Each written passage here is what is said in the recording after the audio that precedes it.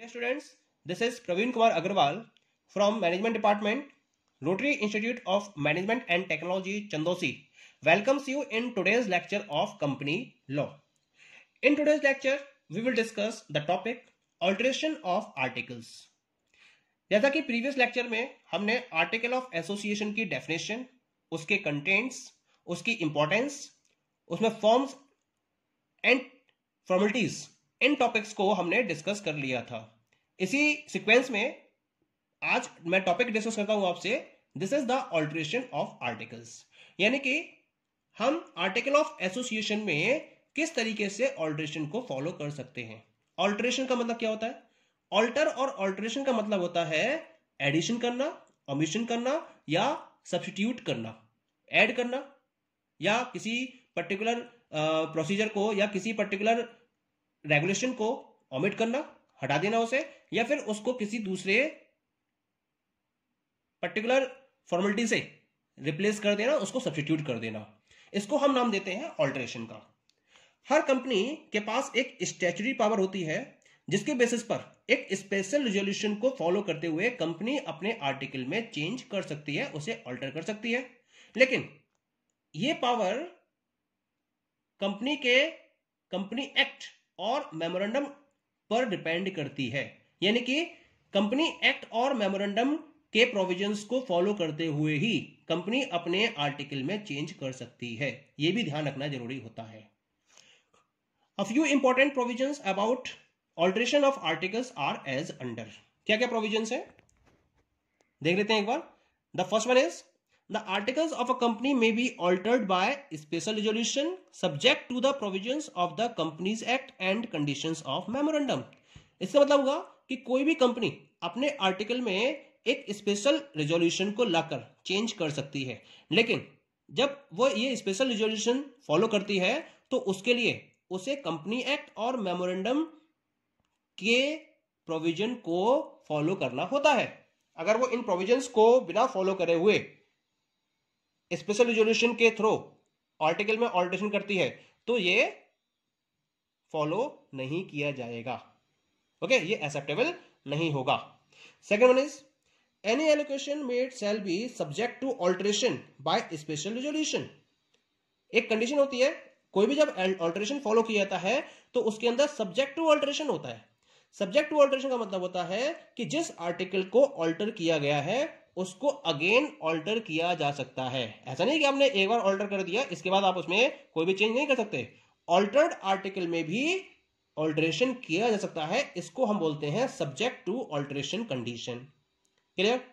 The next one is that is any alteration made shall become valid part of the original document of articles. यानी कि आपने कोई भी alteration किया तो वो ऑल्टरेशन ऑटोमेटिकली जो ओरिजिनल डॉक्यूमेंट है आर्टिकल का उसका एक वैलिड पार्ट बन जाता है.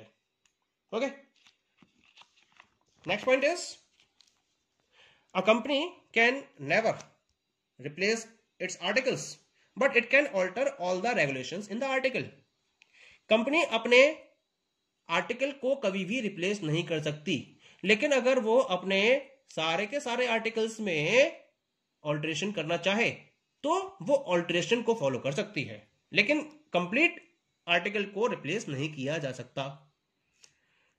अगर कोई भी ऑल्टरेशन ऐसा है जो सेंट्रल गवर्नमेंट या ट्रिब्यूनल या किसी कोर्ट के डायरेक्शन पर किया गया है तो अगर आप कोई चेंज करना चाहते हो, ऑल्टरेशन करना चाहते हो, तो केवल उसी की परमिशन से ये पॉसिबल है.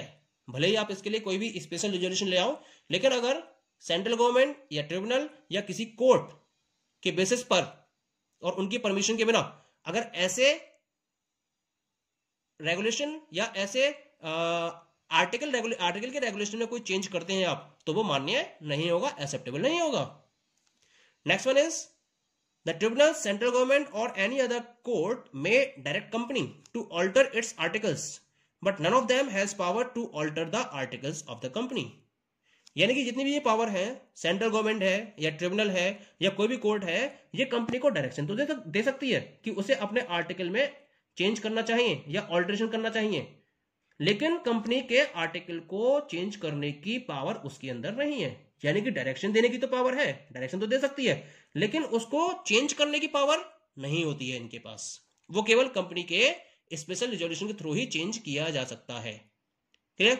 And the last one is, her company का जो मेंबर है वो इस ऑल्ट्रेशन यानी कि जो वैलिड ऑल्ट्रेशन होता है उससे बाउंड होता है, चाहे उसने इसके लिए वोट किया हो या इसके अगेंस्ट में वोट किया हो। मैंने बताया था ना कि स्पेशल रिजोल्यूशन पास करना होता है, तो जब स्पेशल रिजोल्यूशन पास किया जाता है तो कुछ मेंबर्स तो फेवर में वोट देते हैं और कुछ मेंबर्स अगेंस्ट में वोट देते हैं। जब फेवर में वोट देने वाले मेंबर्स ज्यादा होते हैं और अगेंस्ट वाले कम होते हैं तो वो स्पेशल रिजोल्यूशन पास हो जाता है।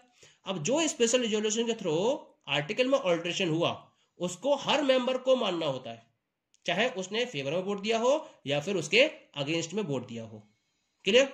So this is about the alteration provisions about the alteration of articles. Now we come to the procedure of alteration.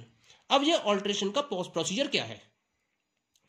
इस प्रोसीजर को समझने के लिए हम इस पर्टिकुलर टॉपिक को दो पार्ट में डिवाइड करते हैं।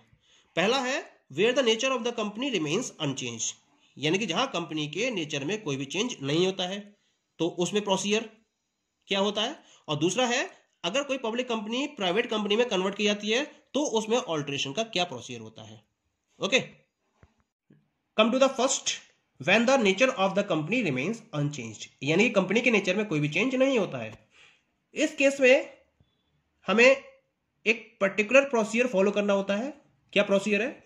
In the first step, approval of the board of directors. जिस पर्टिकुलर ऑल्ट्रेशन को फॉलो करना होता है रेगुलेशन में, उसे सबसे पहले बोर्ड ऑफ डायरेक्टर्स के द्वारा अप्रूव किया जाता है। The board of directors shall approve the draft resolution to be put before the general meeting.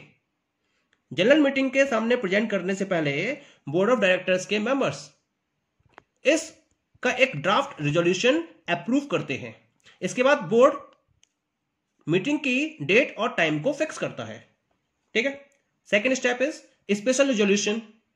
उस ड्राफ्टेड रेजोल्यूशन को बोर्ड मीटिंग के बाद जनरल मीटिंग में प्रेजेंट किया जाता है और उस जनरल मीटिंग में एक स्पेशल रेजोल्यूशन को पास कराने के बाद ही उस आर्टिकल में ऑल्ट्रेशन को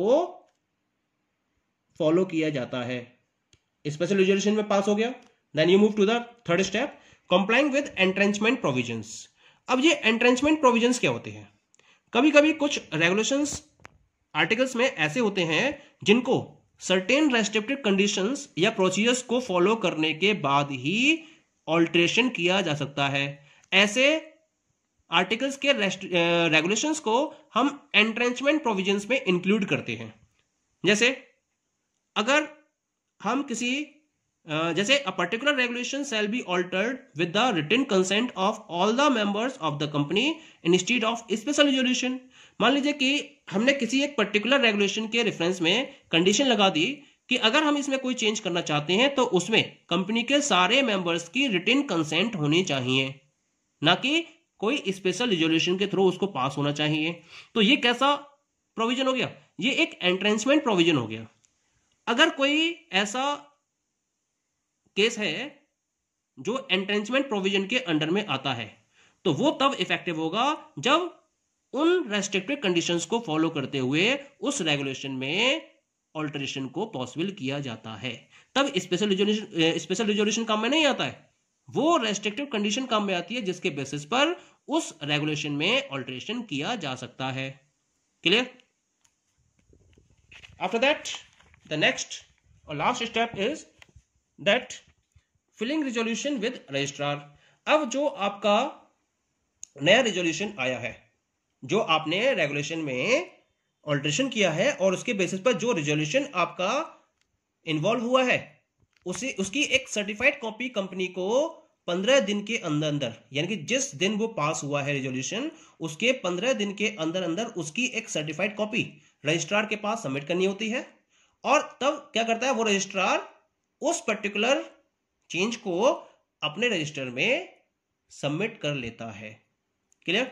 और उसको सबमिट करने के तुरंत बाद ही वो ऑल्टरेशन इफेक्टिव हो जाता है कंपनी के अंदर। So this is the procedure in case first. Now come to the case second, when a public company is converted into private company.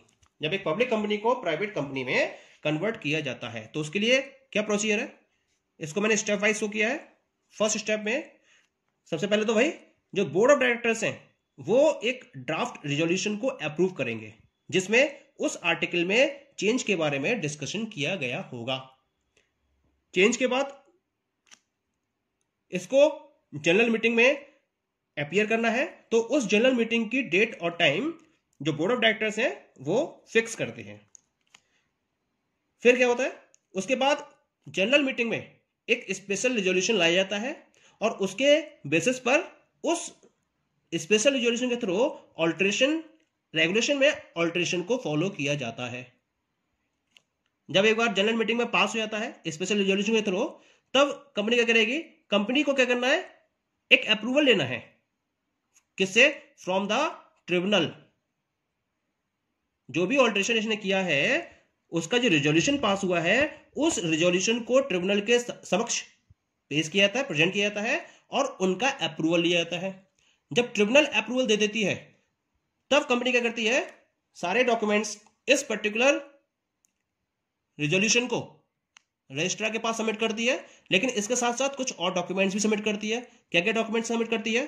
Resolution passed, ये तो करना ही करना है। जो रिजोल्यूशन पास हुआ है ऑल्ट्रेशन ऑफ आर्टिकल के रिलेशन में, उसकी एक प्रिंटेड कॉपी। इसके साथ ट्रिब्यूनल ने जो अप्रूवल दिया है अपना ऑल्ट्रेशन के रिलेशन में, उसकी एक कॉपी, उसके ऑर्डर की एक कॉपी, और जो ऑल्टर्ड आर्टिकल है उसकी एक प्रिंटेड कॉपी।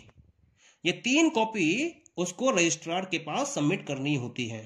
तब रजिस्ट्रार क्या करेगा, रजिस्ट्रार उस पर्टिकुलर आर्टिकल में ऑल्टरेशन को एक्सेप्ट कर लेगा और अपने रजिस्टर में उसको नोट कर लेगा। एक बात और ध्यान रखनी है कि जो लिस्टेड कंपनी है उसको इस पर्टिकुलर ऑल्टरेशन की इंफॉर्मेशन कंसर्न स्टॉक एक्सचेंज पर देनी जरूरी है, जिसके साथ में वो अटैच्ड है, जिससे बाकी सबको भी पता चल सके कि कंपनी में किस रेगुलेशन में ऑल्टरेशन को फोकस किया गया है या फॉलो किया गया है। Okay, so these are the steps under the procedure of alteration. Okay, thank you.